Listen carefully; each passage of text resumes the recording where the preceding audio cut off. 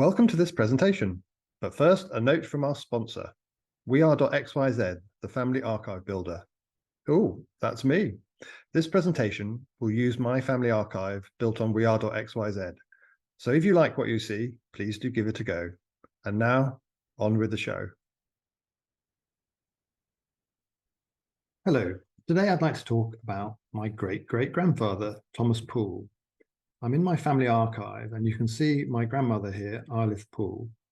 Well, it's her grandfather I'm interested in, so I'm clicking on her, and there is Thomas Poole, born in 1835, died in 1905. So I'm just going to click him and go to his page, and I have lots of information on him. In particular, when I look in documents, I have a diary.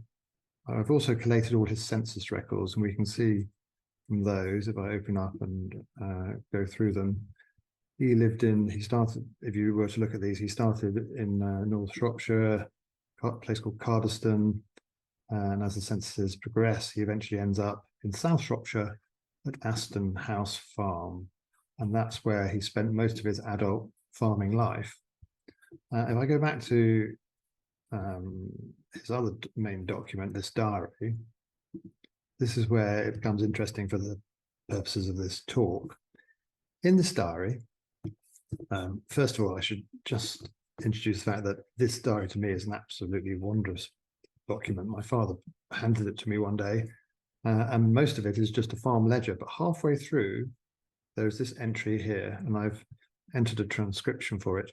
On February the 3rd, 1900, being kept in the house under the doctor with influenza, I have copied out in this book some of the events that concern me and my friends in a quick farmer's life, also the year and dates of them, as some descendant in years to come may look them over and think about old farmers. And that's me 125 years later, and no one living knew about this. So I proceeded to go through his diary. I've been through it many times. Even just touching it, I find magical, to be honest. And when I came to 1892, down here, I'll open up 1892, when I look down the transcription, you'll see it says, where is it? September the 17th, went to Mumbles. Mumbles is down on the South Welsh coast near Swansea, and it describes a walk. So he was a rambler, Victorian rambler, and basically, when harvest finishes, and this is September the 26th, he likes to go and do a rambling, great bit of me time down at the Mumbles. Because if I look at 1893, go down to September the 3rd, August the 30th rather, went to Mumbles. So again, after the harvest the following year, he goes down to Mumbles and he goes on a different hike, this time to Worm's Head and Rosilly Mountain. So that got me curious and interested, that taking those diary extracts, could I basically go and recreate his route and understand and walk in his footsteps? So I'm going to go to this piece that I've written, which is a summary of all that research. Rosilly Mountain or Bus. Okay, so I've written a piece, and this is all about him going down to the Mumbles. I explain the diary, the bit that I've just read for you. And there is a picture of what Mumbles looked like in Victorian times. Okay, so that's actually the house in Shropshire, the farm rather, where he spent most of his adult life and where he left to go on holiday. I imagine he would have caught a train from nearby Craven Arms, perhaps down direct to Swansea or changing in Cardiff. And here are the diary entries for that 1892 visit, and a close-up here. Walk to Caswell Bay, Wheeldoo, forgive my pronunciation, the Welsh amongst you, Hunt's Farm, Pennard Castle ruins, Park Mill, and dined at the Gower Hotel, walked back through Kittle, Bishopston, Newton Caswell Hotel, and back to the ship and castle at night. Had a grand day. I'm very glad he had a grand day. And so I went hunting around, and this is what I've figured out was his route. He started here at the ship and castle where he's staying. It's now called the Newton Inn. And he walked along the coast, around past this old castle, and so on and back. And if we look at in a period map, I can click and open that a bit more closely. We can go and have a good nosy into the route that he took. And I have yet to go and walk this route, and I certainly am going to with anyone from my family, I can press gang into it. So I've broken down his route. In the first section, I've explored all the various options that he might have taken to get down to this point here at Caswell Cottage and Caswell Bay Hotel. I reckon it was one of these routes that he took. I'm sure I will explore them all.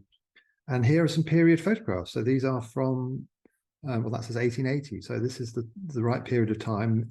You can see it's very, quite stark compared to now. It's an incredibly popular weekend holiday tourist destination. And there's the hotel on the cliffs. And that's why it says Caswell Bay, Caswell Valley. There's a little cottage. So that's nestled behind the hotel, actually. And there's Caswell Bay again. And he walked via, I really should know how to pronounce this, Wildu Bay. This is the bay. So he would have walked across the top there near the gorse, perhaps where those two people are kicking stones on the beach. And then up and around past the ruins of Pennard Castle. And as luck would have it, that photo on the right here, that is 1893. So that is, he was there in that year. So that is exactly what he saw.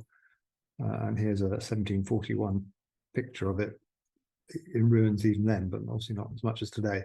So he continued on up to Park Mill. And this area is Park Mill here. And then the Gower Inn for a lovely spot of lunch. There's the Gower Inn back in the day.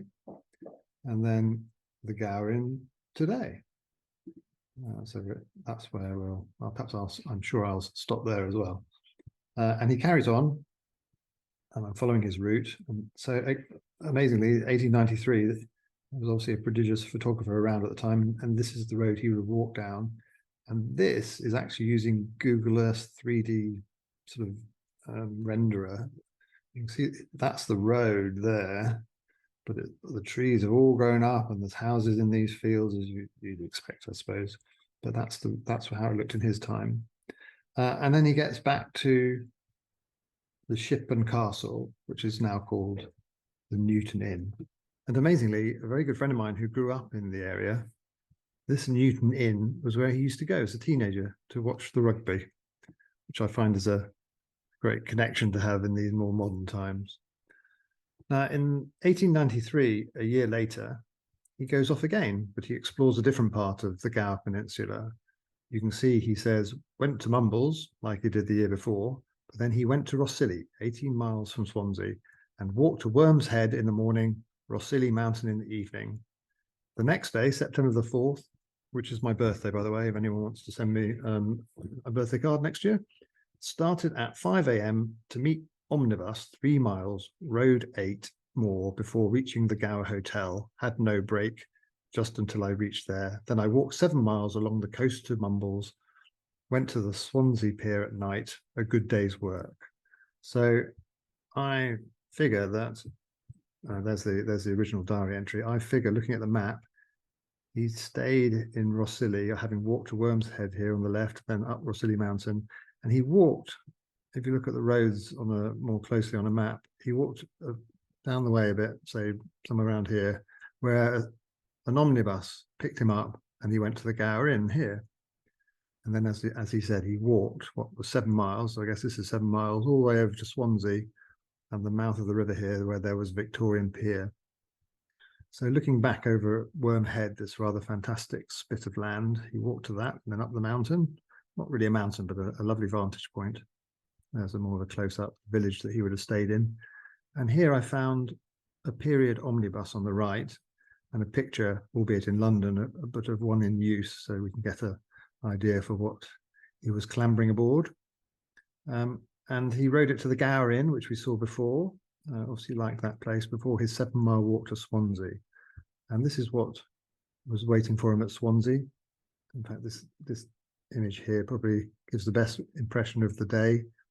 And he went and saw the pier at Swansea, which must have been quite a sight in its time.